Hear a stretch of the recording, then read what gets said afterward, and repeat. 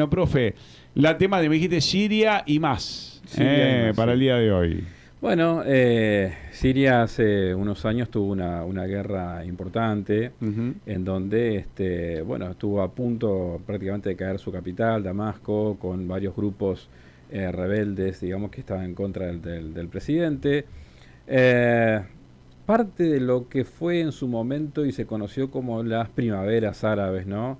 Este descontento que había en la gente, pero que era utilizado desde afuera para lograr un cambio de gobierno en cada uno de esos países y que ese gobierno sea más favorable a Occidente. A qué me refiero con Occidente? Fundamentalmente Estados Unidos y luego la Unión Europea. Entonces pasaron estas cuestiones en varios países, pero en Siria se llegó a un fracaso porque Siria es apoyada por Rusia, donde Rusia previamente tenía bases militares, tenía una conexión, Ajá. tenía una alianza con Bashar al-Assad, que es el presidente de Siria, importante, por lo tanto, todos estos grupos que había desde Al-Qaeda, ISIS y un montón, Al-Nusra, un montón de grupos que actuaban en Siria, que fueron casi eliminados, digamos, por la intervención militar de Rusia combinada con el ejército de Siria. Parecía que estaba todo más calmo, que el gobierno de Siria había tomado control de la mayoría de las regiones de Siria, no todas, porque en el norte también estaban los kurdos, porque hay intervenciones también del ejército de Turquía, porque hay algunas posiciones en el este cercanas a los pozos petroleros que controla Estados Unidos, con algunas bases inclusive que tiene Estados Unidos allí. Situación irregular, digamos, hay que decirlo, porque el presidente de Siria nunca autorizó la participación de Estados Unidos en territorio sirio, sí lo de Rusia, lo que comentábamos. Yo traje un pequeño video A ver. donde vamos a escuchar a una hermana, una monja de una Sí. congregación católica que vivió en Alepo, en Siria, durante bastante tiempo, y es que nos cuenta un poquito de eso, qué pasó en ese momento, porque lo que está pasando hoy no difiere demasiado lo que pasó hace un tiempo atrás en Siria. El tema es el siguiente. Lo que cuenta es la intervención desde el extranjero, en Sí. realidad, en donde se vende muchas veces como rebelión del pueblo, en este caso de Siria, cuando en realidad no lo es así. Es decir, no es que el pueblo haya estado masivamente en contra del gobierno, sino que fue aprovechado la situación desde fuera para poder hacer este cambio de gobierno, como te Bien. decía, que han sido las primaveras en en distintos países, como puede ser, por ejemplo, Libia. Recordemos a Gaddafi lo mataron, ¿no? Estas rebeliones, fogoneados desde el extranjero. ¿Cuándo fue lo de Gaddafi? Que fue tema que lo tuvimos mucho en pantalla. No recuerdo exactamente el año, habría que buscarlo, pero bueno, fue Ajá. hace unos cuantos años, en donde recordás que la OTAN con la aviación eliminó la aviación de Libia, dejó un cielo seguro para que entre comillas, yo pongo rebeldes, yo diría más terroristas, más que rebeldes, digamos, no son rebeldes democráticos, ¿no? Porque a veces nos quieren vender que son aquellos que quieren la libertad, la democracia, una república sólida, y en realidad no es así, digamos, porque Libia se transformó desde esos años que lo mataron a Gaddafi en adelante, se transformó en un desastre, ¿no? Se abrió una caja de Pandora en donde se implosionó el país y lo único que lograron es guerras internas permanentes con miles y miles de muertos y también un montón de migrantes, ¿no? Gente que huye de esa situación. También se propuso, bueno, esa primera era pasó por Túnez, pasó por varios países y como te decía, llegó a Siria y pasó lo que te estaba contando. Hoy, de la noche a la mañana, no vimos ninguna protesta hacia el presidente Assad, no vimos gente en la calle, no vimos partidos políticos que estén en contra y denunciando irregularidades, no vimos nada. Vimos que un día grupos terroristas o grupos como le llaman de rebeldes Ujú. empezaron rápidamente a tomar terreno y pueblo tras pueblo, ¿sí?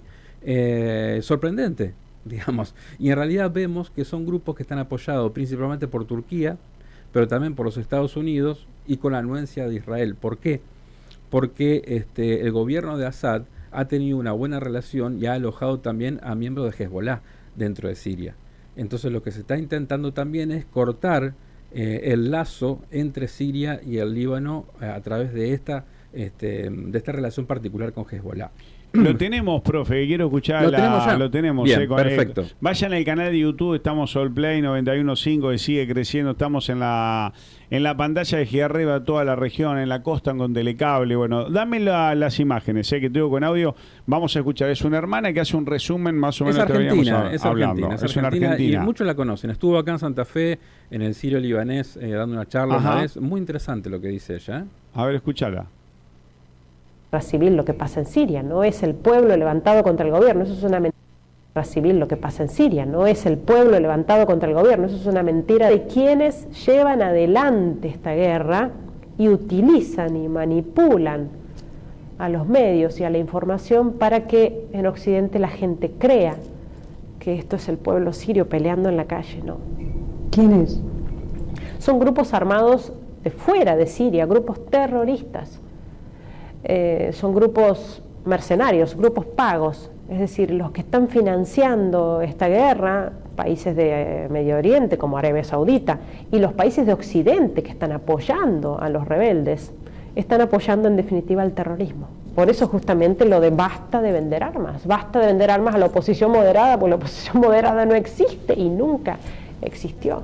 La única defensa del pueblo sirio en estos 5 años, la única defensa ha sido su propio ejército nacional. Y ahora últimamente Rusia. Yo hablo de lo que yo he vivido, de lo que yo he visto con estos ojos que tengo acá. Bueno, ahí veíamos el relato de la hermana que contaba y dentro de, si uno busca en YouTube, hay un montón de conferencias que ella dio por todo el mundo contando su experiencia. En donde habla de lo bien que se vivía en Siria con las libertades religiosas. Es decir, a veces imaginamos a un país que tiene, digamos, la mayoría que son islámicos, como algo muy duro para las mujeres, para otras religiones, con persecuciones, y es algo que no pasaba en Siria ni pasa en Siria. Es decir, ella pudo hacer su misión con absoluta tranquilidad, hizo muchísimos amigos. Incluso ella evangelizaba, es decir, lo que hacía era tratar de que más personas sean cristianas y sean católicas, y sin embargo no fue perseguida nunca.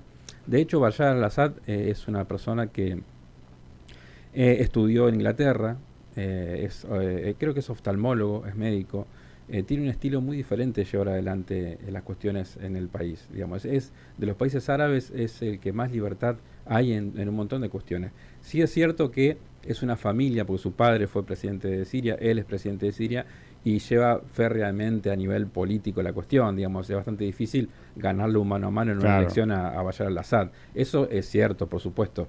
Pero bueno, siempre decimos que las democracias en el mundo, hay un montón de democracias que son perfectibles y que podemos encontrar un montón de expresiones que habría que mejorar. Una es Siria, por supuesto, pero hay otras también.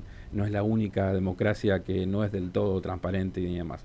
Pero esta es la situación que hoy vemos de Siria con estos terroristas que están avanzando y que son apoyados, repito, principalmente por los Estados Unidos y Turquía, y que, claro, hay una debilidad también de Rusia de no poder responder tan rápido a esa situación porque están con el tema de Ucrania. Mira, hace años el gobierno de Rusia había marcado determinadas líneas rojas, lo que llaman eso, como especie de límites. Es decir, bueno, a la OTAN, a Estados Unidos, bueno, hasta acá pueden llegar.